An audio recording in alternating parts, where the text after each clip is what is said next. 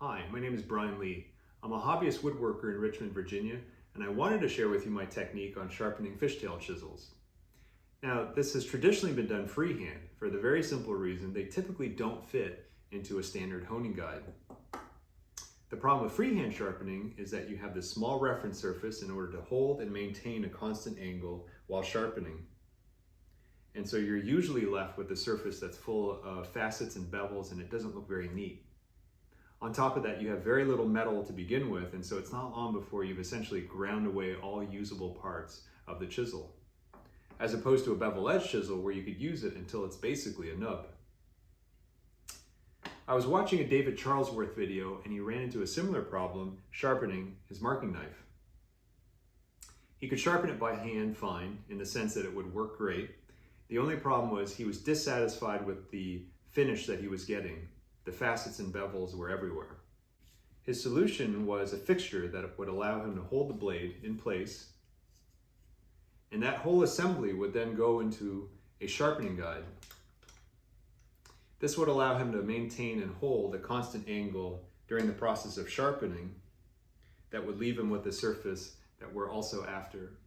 And so this gave me an idea to create our own jig in order to hold the fishtail chisel.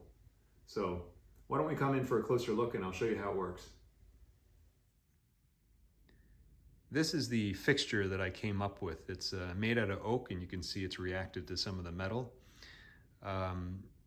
But essentially it could be any hardwood. I made it out of 3 pieces of wood glued together. 4, I guess, with the end, and I'm not including the brackets yet. Essentially, I was going to make this bed a place where I could put epoxy or wood filler and then wrap the chisel in saran wrap and press it into the putty and let it cure overnight.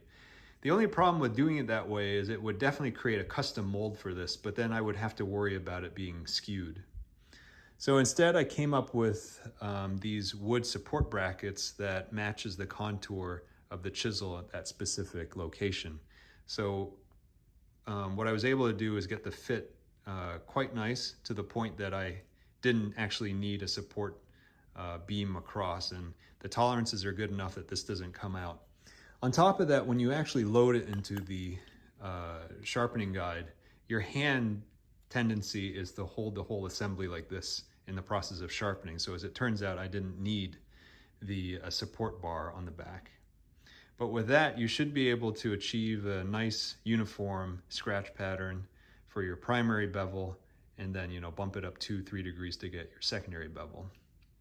And as a tip, to get 30 degrees, you can use your protractor set at 30, and if you insert it into your T-bevel square like this, you can get 30 degrees, which you can then use to set the protrusion to get 30 degrees primary on your fishtail chisel. So I hope this helps. Thanks for watching. See you later.